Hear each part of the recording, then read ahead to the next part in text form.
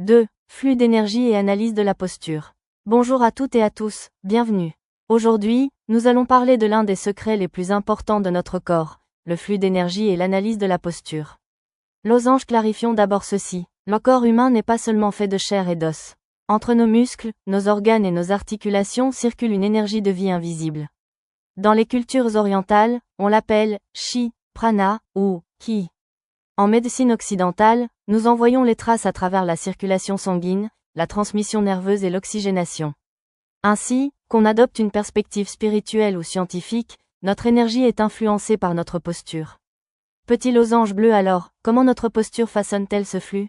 La colonne vertébrale est l'autoroute de l'énergie du corps. Tous les nerfs, muscles et connexions aux organes y sont régulés. Plus elle est droite et en bonne santé, plus l'énergie circule librement. Mais lorsque la colonne se courbe, que les épaules s'affaissent vers l'avant et que la poitrine se ferme, l'énergie se bloque. Prenons un exemple, imaginez une personne qui passe de longues heures devant un ordinateur. Épaules tombantes, dos voûté. Cette personne ne souffre pas seulement de douleurs cervicales et lombaires, mais aussi d'une respiration réduite, d'une capacité pulmonaire limitée et d'un flux d'énergie restreint vers la zone du cœur. Avec le temps, elle peut ressentir fatigue, manque de motivation et même repli émotionnel. Car la fermeture physique du corps entraîne aussi une fermeture énergétique de l'esprit. À l'inverse, imaginez quelqu'un assis bien droit, épaules ouvertes, tête équilibrée. Dans ce corps, la respiration circule plus librement, le cerveau reçoit davantage d'oxygène, la circulation s'améliore et, surtout, la personne se sent plus confiante et ouverte à la vie. Droit ainsi, la posture n'est pas seulement une question d'apparence, c'est une clé essentielle pour la santé et pour l'énergie. Vent avec visage, faisons maintenant une petite expérience de respiration. Ramenez vos épaules en arrière, ouvrez votre poitrine et inspirez profondément. Avez-vous remarqué? Le souffle descend jusqu'à l'abdomen.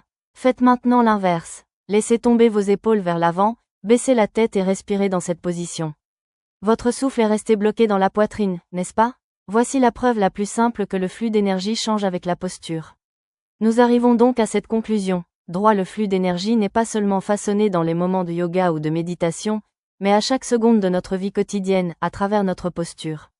Losange, l'analyse de la posture révèle aussi nos émotions. Une personne confiante se tient droite. Une personne craintive se replie. Une personne en colère se contracte. Une personne heureuse s'ouvre. Prendre conscience de cela nous aide à comprendre à la fois nous-mêmes et les autres. Alors, posez-vous la question, droit, quelle émotion reflète ma posture au quotidien? Enfin, je veux vous dire ceci.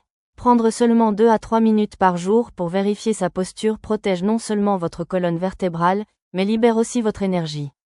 Cette petite conscience, à long terme, améliore votre santé, votre humeur et votre qualité de vie. Étoile en résumé, changez votre posture, changez votre souffle. Changez votre souffle, changez votre énergie. Changez votre énergie, changez votre vie. Dans le prochain épisode, nous parlerons des habitudes physiques et des schémas de mouvement. Merci, feuille.